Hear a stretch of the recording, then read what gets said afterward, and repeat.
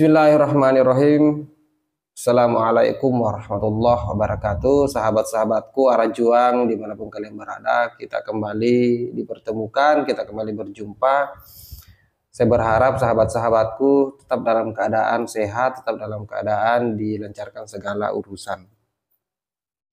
Baik sahabat-sahabat sekalian, melanjutkan dari episode atau part yang kemudian saya membahas soal kesesatan LDII, kesesatan Jokam yang sudah pernah saya bahas di beberapa video saya sebelumnya, sekalipun ada beberapa selingan video-video lain, tapi saya pikir itu hanya sebatas updatean saya saja.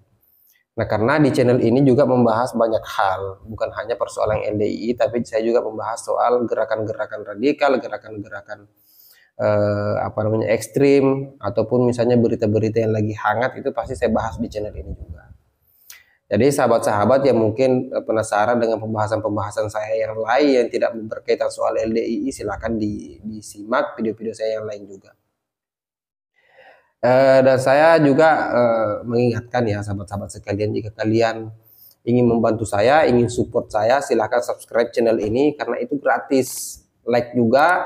Dan silahkan di-share ke saudara-saudara kita yang lain, sahabat-sahabat kita yang lain, baik itu yang bukan LDII ataupun yang LDII, disebarkan saja. Nah, di video kali ini sahabat-sahabat sekalian ada hal yang menarik sekali untuk kita diskusikan, menarik sekali untuk kita bahas, karena masih berkaitan soal pernyataan ataupun keterangan yang diberikan oleh keluarga Pak Soleh. Di mana di video-video saya sebelumnya yang sudah saya bahas itu sampai di beberapa part itu, saya kalau saya tidak salah ada sampai di part ke-7 ya. Dan ini part lanjutannya. Banyak hal yang disampaikan oleh Pak Soleh ini, informasi yang diberikan kepada kita semua yang saya pikir itu adalah bentuk pencerahan, bentuk edukasi yang sangat luar biasa. Yang disampaikan oleh Pak Soleh dengan istrinya Pak Soleh ini lebih menguatkan kita, mengalamatkan bahwa LDII secara pemikiran keagamaan atau tindakan-tindakan keagamaan itu keliru dan sesat. Nah, inilah yang harus kita edukasikan kemana-mana. Termasuk apa yang saya mau singgung, apa yang saya mau bahas di video kali ini adalah pengakuan dari Pak Soleh, dan tentu ini menarik sekali untuk kita diskusikan, untuk kita bahas, untuk kita edukasikan kepada sahabat-sahabat kita yang lain. Saya perdengarkan dulu kepada sahabat-sahabat cuplikan video dari Pak Soleh ini, dari istrinya Pak Soleh ini. Setelah itu kita coba diskusikan secara bijak, secara seksama. Makanya bagaimanapun keadaannya kita sangat bersyukur bisa hijrah dari LDII, alhamdulillah. Iya, waktu itu saya sampai di Kepung Senkom ya. Malam-malam itu sampai saya itu datang ke kepala desa. Alhamdulillah saya minta, bukan laporan tapi pemberitahuan. Barangkali karena saya itu hidupnya di komplek. Jadi satu-satunya jalan yang harus saya lewati ya lewat LDII itu, komplek LDII itu. Sampai saya harus keluar. Makanya saya laporan ke Pak Lurah, saya hanya pemberitahuan, saya ke Polsek. Saya permintaan nanti sewaktu-waktu mungkin nanti terjadi, Pak. Mungkin terjadi saya sampai dibunuh. Atau saya sampai, karena apa? Mengancam. Mereka ini mengancam. Tidak pernah, Pak? Iya. Ada ancaman itu? Ada. Ancaman mau diusir? Maju diusir. Saya mau diusir dari situ. Ada. Diancam saya itu. Tapi hanya sebakat saya nggak mendengarkan saya sendiri di telinga saya. Coba kalau mendengar di telinga saya sendiri atau dia mau ke rumah, ya mungkin bisa terjadi, akan terjadi pertumpahan darah. Tapi ancaman hanya mulut aja, hanya pembicaraan, dia tidak berani. Dan pernah saya, terakhir itu saya Jumatan, ikut Jumatan situ, barangkali saya nanti diusir di waktu Jumatan. Tidak ada yang berani. Kalau di situ itu memang saya itu, di lingkungan saya itu keras, orangnya konsisten, dan saya nggak peduli siapa. Sebenarnya kalau saya benar, saya berani. Siapapun, saya berani. Baik sahabat-sahabat sekalian, kita sudah mendengarkan sendiri bagaimana pernyataan dari Pak Soleh ini, dan ini informasi yang sangat luar biasa. Nah, rasa syukur yang kemudian disampaikan oleh istrinya Pak Soleh ini bahwa mereka ini beruntung sekali mendapatkan hidayah dan meninggalkan LDII, meninggalkan Jokam, keluar dari barisan LDII. Nah, informasi yang perlu untuk kita garis bawahi dari pernyataan Pak Soleh ini adalah beliau ternyata sempat dikepung oleh Senkom LDII. Kalau Senkom ini mungkin saya gambarkan seperti apa ya? Barisan pengamanan ya. Kalau di NU itu punya Banser. Nah, mirip-mirip seperti itulah. Nah kan framing yang di LDII itu bahwa Senkom ini adalah mitranya Polri, mitranya kepolisian. Pengakuan dari Pak Soleh bahwa dia sempat mendapatkan ancaman, bahkan sempat dikepung oleh Senkom ini. Nah, Senkom ini barisan keras dari LDII, barisan fanatik dari LDII yang memang posisinya mereka ya seperti itu. Tapi sampai separah ini luar biasa.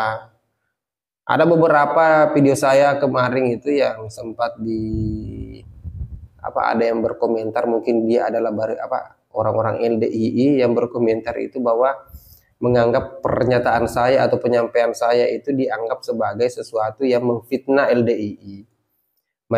Dia menganggap bahwa LDII tidak begitu lagi, LDII menggunakan paradigma yang baru, LDII tidak seperti apa yang saya sampaikan. Nah, kalau bukti-bukti yang kita dapatkan ini berasal dari mantan LDII, ya kok bisa saya dikatakan memfitnah.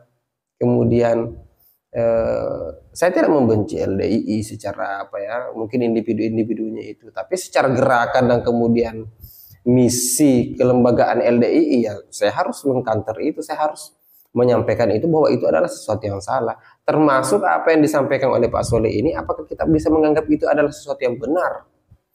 Pak Soleh dengan istrinya itu dipaksa untuk meninggalkan rumahnya sendiri karena dia telah keluar dari LDII.